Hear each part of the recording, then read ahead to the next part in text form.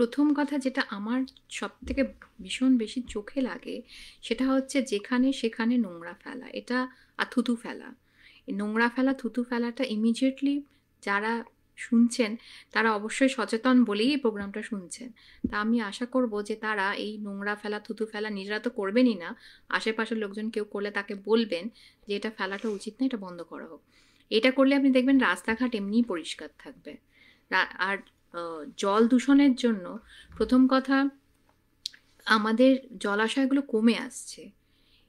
জলাশয় যা ছিল হুম, সে ডিপ্লিট হতে হতে আহ, আহ, স্টেট ওয়াইজ রিপোর্ট আছে যে কত কি কমেছে। তো ওয়েস্ট বেঙ্গলে অতটাও হয়তো কমেনি, কিন্তু তাও কমেছে। বাকি অন্য অন্য স্টেটের থেকে ওয়েস্ট বেঙ্গলের কমার হারটা কম, বাট স্টিল কমেছে। কিন্তু এই যে জলাশয় কমে যাচ্ছে, তাতে কি হচ্ছে, আন্ডারগ্রাউন্ড রিচার্জ হচ্ছে না ওয়াটার।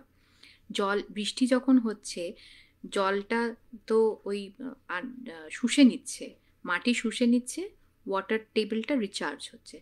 তো জলাশয় যদি বন্ধ হয়ে যায়, যদি বুঝিয়ে দেওয়া হয়, তাহলে এই আন্ডারগ্রাউন্ড রিচার্জটা তো হবে না। তার ফলে কি হবে, ওয়াটার টেবিলটা আরও তার ফলে ডিপ করে যাবে।